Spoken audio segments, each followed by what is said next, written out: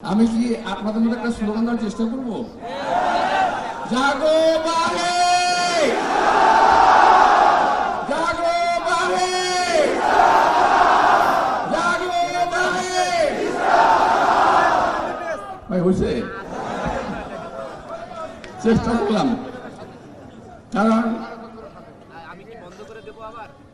আমার তো এখানে এই মুহূর্তে কিছু করার নাই।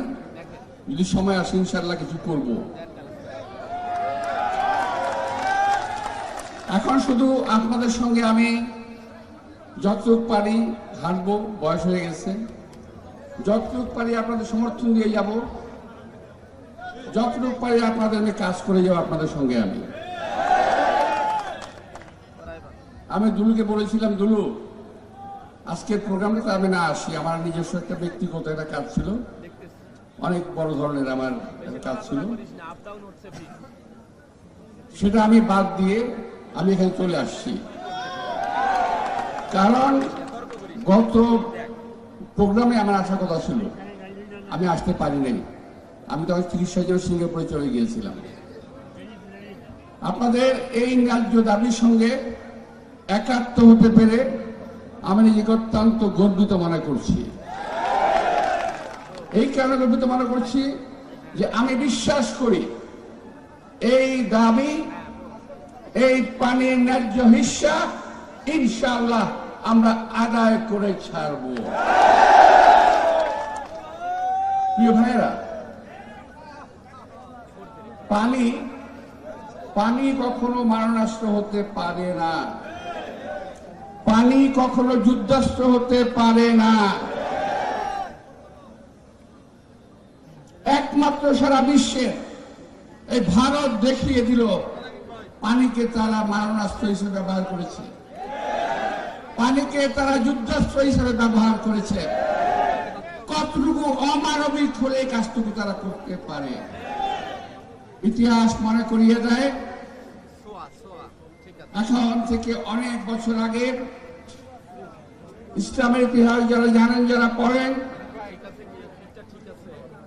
এই পানি দিয়ে, এই পানির অভাবে আমাদের প্রিয় নবী হযরত মুহাম্মদ সাল্লাল্লাহু আলাইহি ওয়াসাল্লামের দুই নাতি যাদেরকে কষ্ট দেওয়া হয়েছিল, যারা নিহত হয়েছিল, শাহাদাত বরণ করেছিল, শহীদ হয়েছিলেন। আজকে সারা বাংলাদেশকে, শুধু তিস্তা নয়, সারা বাংলাদেশের 54টি অভিন্ন নদীর পানি বন্ধ করে দেওয়া হয়েছে। তিস্তা তো আমাদের একটা উদাহরণ মাত্র, সারা বাংলাদেশের পানি কিন্তু তারা বন্ধ করে দিয়েছে। তারা তিস্তা বন্ধ করেছে, ফারাক্কা বন্ধ করেছে, সুরমা কুশিয়ারা বন্ধ করেছে, আরো বহু নদী আমার সামনে আছে, নাম বলতে পারবো না, 54টি অভিন্ন নদীর পানি তারা বন্ধ করে দিয়েছে।